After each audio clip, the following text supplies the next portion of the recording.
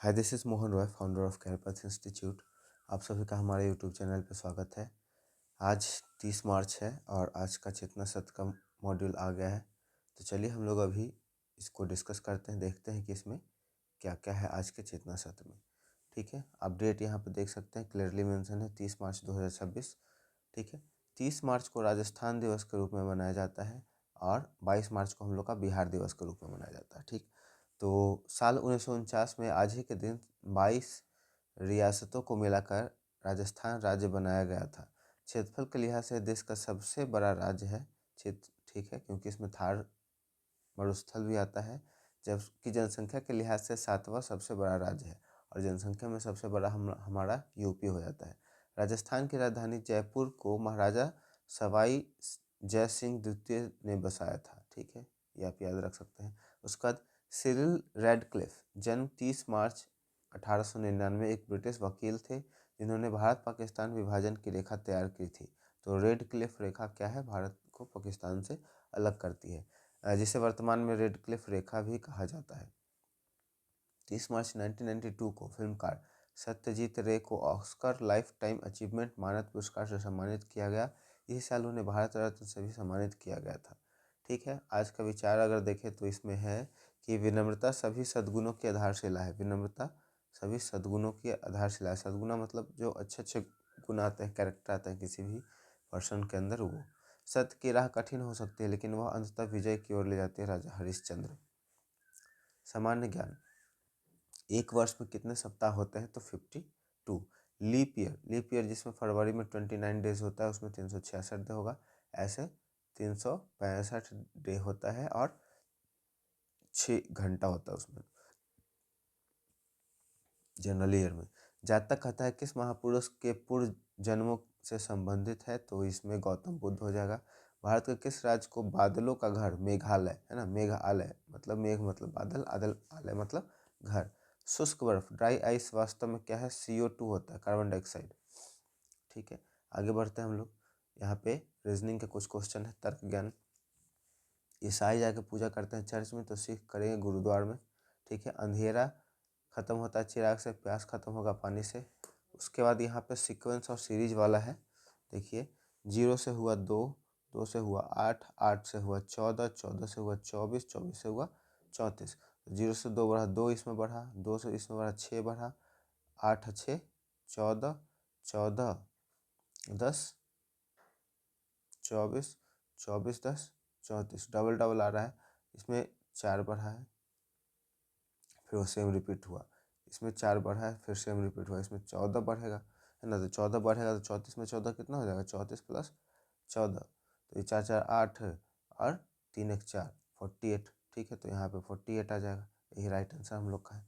उसके बाद 1 से बढ़ा 4, 4 से बढ़ा 13, 13 से 40, 40 से 121। इस तरह से आप कर लीजिएगा अपना। इंग्लिश के कुछ वर्ड है जो आप देख सकते हैं। लाफ एट, किसी के ऊपर हंसना। हाइड फ्रॉम, किसी से छिपाना। लीड टू का मतलब होता है किसी परिणाम की ओर ले जाना। लीड फ्रॉम, किसी से सीखना। उसके बाद लीव फॉर, किसी के लिए जगह निकालना। ठीक है, आगे है आज का प्रेरक प्रसंग। होमी जहांगीर भाभा का जन्म एक बहुत ही समृद्ध परिवार में हुआ था।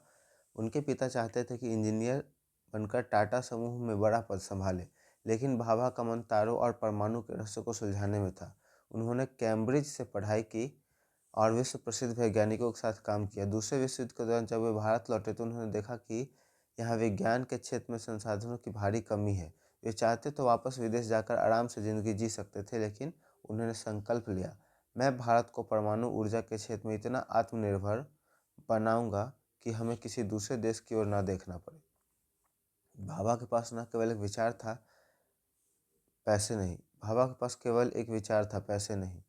ठीक है, उन्होंने JRD टाटा को एक ऐतिहासिक पत्र लिखा जिसमें उन्होंने कहा, जब भारत आज़ाद होगा तब हमें अपनी बिजली और रक्षा के लिए अपनी तकनीकों की ज़रूरत होगी। टाटा उनकी दूरदर्शिता से इतने प्रभावित हुए कि उन्होंने तुरंत मदद के लिए हाथ बढ़ाया। 1945 में एक छोटे से कमरे में Tata institute of fundamental research की शुरुआत हुई। भाभा खुद ईंटें जुड़वाते थे और बगीचे में पेड़ भी खुद पसंद करते थे। वे कहते थे, एक वैज्ञानिक संस्थान केवल दीवार ही नहीं बल्कि वहाँ के वातावरण और सौंदर्य से ही बनता है। दुनिया हंसती थी कि जिस देश में ठीक से सुई नहीं बनती वहाँ परमाणु ऊर्जा की बात कर रहा है। लेकिन भाभा ने हार नहीं मानी, उन्होंने ट्रॉम्बे में अप्सरा नामक एशिया का पहला परमाणु रिएक्टर बनाया। उन्होंने जवाहरलाल नेहरू को भी विश्वास दिलाया कि परमाणु शक्ति का उपयोग विनाश के लिए नहीं बल्कि देश की गरीबी दूर करने के लिए, बिजली बनाने के लिए किया जाएगा। अब ये 9, 10 से 12th का है, ठीक है, ये रिपीटेड रहता है तो इसे मैं स्किप कर देता हूँ। आज का विचार में चलते हैं हम लोग। कृतज्ञता न केवल सबसे बड़ा सद्गुण है बल्कि अन्य गुणों की जननी भी है, सिसरो। समसामयिकी में चलते हैं, करंट अफेयर में। किस भारतीय खिलाड़ी ने लंबी कूद में 8 मीटर से अधिक की बाधा पार करने वाले भारतीय बनने का गौरव प्राप्त किया? लोकेश सत्यनाथन। जनगणना 2027 का ब्रांड एम्बेसडर नियुक्त किसे किया गया? प्रसिद्ध रेत कलाकार सुदर्शन पटनायक। ये आपका बहुत ज़्यादा जरूरी है जनगणना का क्वेश्चन। भारत में पहले नेशनल इंडोर एथलेटिक चैंपियनशिप 2026 का आयोजन कहाँ किया गया? कलिंगा स्टेडियम, भुवनेश्वर, उड़ीसा। ठीक है, ये पहला है, ये भी इम्पोर्टेंट हो जाएगा। हाल ही में वर्ल्ड यूथ पार्लियामेंट 2026 भारत का प्रतिनिधित्व करने वाले किसका चयन किया गया था? स्तुति प्रधान। पुनर्जागरण का प्रारंभ कहाँ से हुआ था, किस देश से हुआ था? तो इटली। ठीक है। डिवाइन कॉमेडी पुस्तक के लेखक कौन है? बुक वाला भी आता है तो दांते। अमेरिका की खोज 1942 में किसने की थी? Christopher Columbus. इसको नई दुनिया भी कहा जाता है अमेरिका को।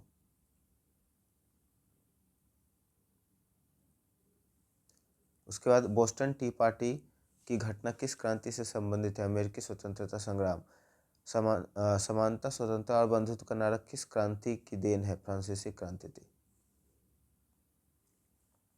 उसके बाद कुछ वर्ड है, आप देख लीजिएगा। स्टिक टू, अपनी बात या नियम पर डटे रहना। सम अप, संक्षेप में निष्कर्ष निकालना। टॉक बैक, पलटकर जवाब देना। थिंक ओवर, गहराई से विचार करना। टर्न आउट, अंत में कुछ और ही निकलना। पिक ऑन, किसी को बार बार परेशान करना। ठीक है। बिहार विशेष है। बिहार विधानसभा के प्रथम अध्यक्ष कौन थे? राम दयालु सिंह।